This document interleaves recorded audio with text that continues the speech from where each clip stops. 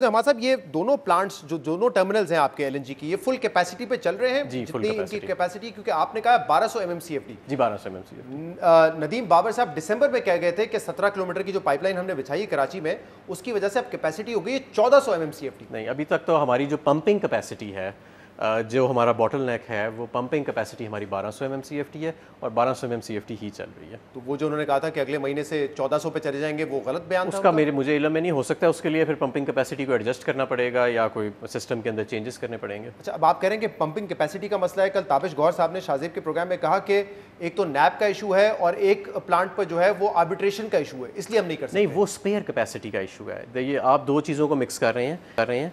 एक है कि हमारे जो प्लांट्स हैं वो पंप कितना कर सकते हैं, दूसरा ये है कि जो आरएलएनजी टर्मिनल खड़ा है ऑफ शोर, ऑन शोर 1200 आप एमएमसीएफटी पंप कर सकते हैं, ऑफ शोर जो आपकी कैपेसिटी है वो 1200 से ज़्यादा है, क्योंकि आपने जो कॉन्ट्रैक्ट की हुई है कैपेसिटी वो तकरीबन 1200 एमसीएफटी बनती है, लेकिन जो स्पेयर कैपेसिटी इनके पास पड़ी है, और ताबिश साहब ठीक कह रहे हैं, उसके लिए उस स्पेयर कैपेसिटी की आर्बिट्रेशन चल रही है। जो पंप कर सकते हैं तो इसके लिए बढ़ाने के लिए क्या करना पड़ेगा फिर आपको? उसके लिए फिर आपको सिस्टम में चेंजेस करने पड़ेंगे या पाइपलाइंस नहीं बिछानी पड़ेंगी जो हम बिछा रहे हैं। अच्छा, ये पाइपलाइंस का मामला और टर्मिनल्स का मामला, ये दो ऐसे इश्यूज हैं जो या स्टोरेज ऐड करनी पड़ेगी। 2-2.5 साल से इस पे कहा जा रहा है कि ये हो जाएंगे।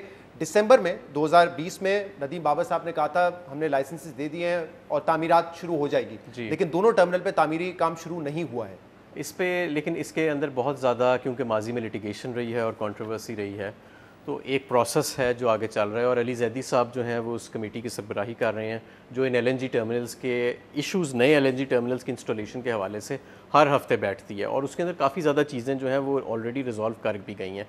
जो ग्रुप नया ये टर्मिनल लाना चाह रहे हैं, जो प्राइवेट सेक्टर पाकिस्तानी ग्रुप ही है, उनसे भी मेरी जब बात होती है तो अब वो उनको तसल्ली है कि अब हमारी रफ्तार के मुताबिक स्पीड जो है वो जा रही है, और जब बाय द टाइम उनका FSRU तैयार होएगा तो हमारे यहाँ भी तैयारी हो चुकी होगी। लेकिन 2023 तक क्या आप लोग ये दो टर्मिनल लेकर आ जाएंगे जो कि आप क्लेम कर रहे थे कि टेक एंड पे बेसिस पे होंगे?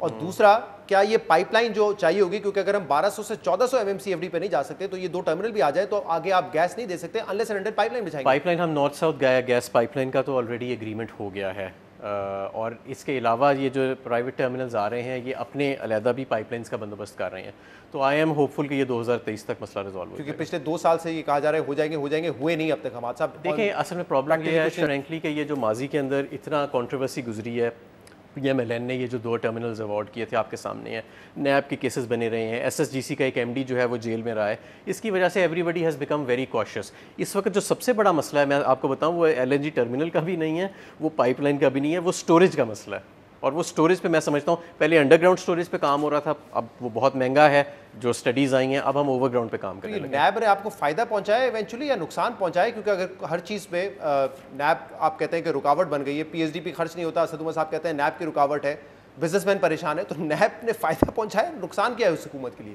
देखें, दोनों तरफ इसका रुख है, ये तो तारीख फैसला करेगी, लेकिन मैं समझता हूँ कि करप्शन ने पाकिस्तान, नैब से ज़्यादा करप्शन ने पाकिस्तान को नुकसान पहुँचाया।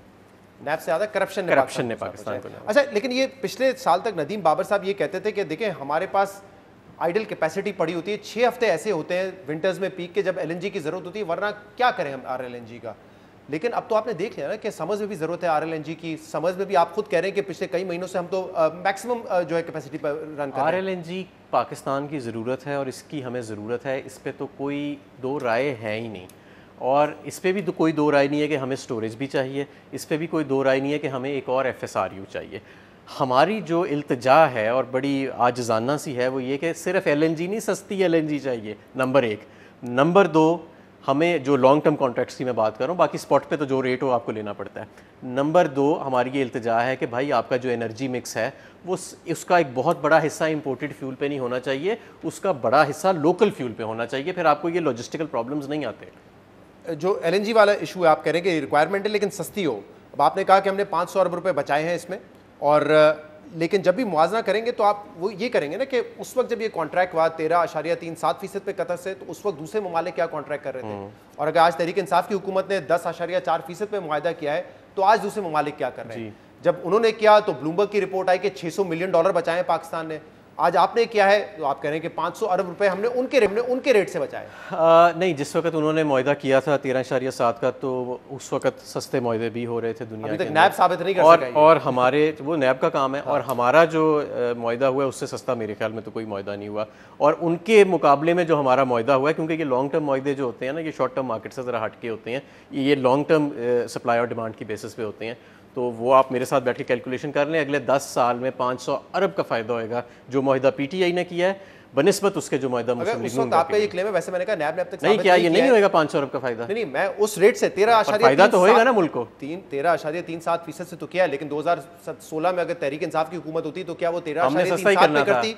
हमने इंशाल्लाह सस्ता करना था 13.7 डेसिमल पॉइंट सस्ता हो जाता। मैं आपको एक बात बताऊं, ये सिर्फ उसी रेट पे किया है। ये सिर्फ आरएलएनजी का मामला नहीं है जो इन्होंने महंगा किया है। इन्होंने बिजली घरों से सौदे महंगे किए हैं, इन्होंने बिजली घर महंगे लगाए हैं, इन्होंने हर चीज़ इन्होंने महंगी की है, इन्होंने महंगे पुल बनाए हैं जिनका आज हम कर्जा उतार रहे हैं, सब कुछ ये महंगाई करके गए। सही। एक आखिरी इशू फैटफ का, पाकिस्तान की पेशरफ्त, जिसमें यकीनन है कि 27 में से 26 नुकात पर अमल दरामद कर चुके हैं। अब मजीद उन्होंने 6 पॉइंट्स दिए जो आपने कल बताया कि ज़्यादा आसान नहीं करना। लेकिन शाह महमूद कुरैशी साहब वज़ीर ख़ारजा, उन्होंने ये कहा है कि हमें कोई वजह समझ नहीं आती अब पाकिस्तान क्यों ग्रे लिस्ट में मौजूद है, हमें निकल जाना चाहिए था, और ये फैसला करना पड़ेगा कि क्या ये टेक्निकल पॉइंट्स पे हमें देख रहे हैं या सियासी बुनियाद पर। जी देखें, इस पे दफ्तर ख़ारिजा ज़्यादा मेरे से क्वालिफाइड है कि वो जो मुख्तलिफ ममालिक हमारी सो कॉल्ड ऑब्जेक्टिव कर रहे हैं असेसमेंट, उनके अपने जियो पोलिटिकल अज़ाइम क्या हैं।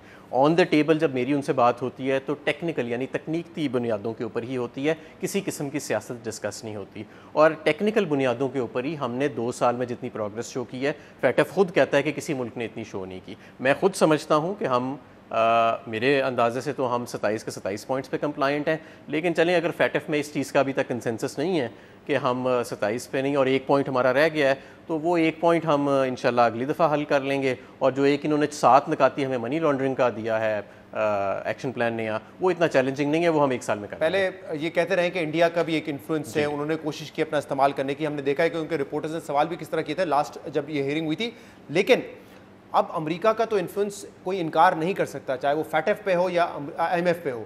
हम दोनों से नेगोशिएट कर रहे हैं, एक तरह फैटफ पे हम रिपोर्ट पेश करते हैं, IMF से हम नेगोशिएट कर रहे हैं। अगर ये हम बेसिस नहीं देते जो वो मांग रहे हैं अफगानिस्तान के लिए, और वज़ीर आज़म ने 2 टोक कह दिया है कि एब्सोल्युटली नॉट, हम नहीं देंगे, तो क्या आपको नहीं लगता कि इसके असरात IMF के नेगोशिएशंस पे भी आ सकते हैं, फैटफ जैसे इशूज़ पर आ सकते हैं? देखें, ये कंजेक्चर की बात है, क्योंकि फैटफ की मेथडोलॉजी में तो ऐसी कोई सियासी इम्प्लिकेशंस नहीं है। वो तो कंट्री के कवानीन को देखती है, उन कवानीन की इफ़ेक्टिवनेस को देखती है और मुल्क के सिस्टम्स को देखती है, मुल्कों के ताल्लुकात कैसे हैं और मुल्कों के बेसिस देने के ऊपर क्या उनका स्टांस है। ये चीज़ फैटफ मेथडोलॉजी में नहीं आती, और अगर आती है तो ये कोई चीज़ है जो पसे पर्दा हो रही होगी। ऑन द टेबल जब मैं जाता हूँ तो बात हम टेक्निकल बुनियादों पे करते हैं, मेरे सामने सियासी बुनियादों पे नहीं होती।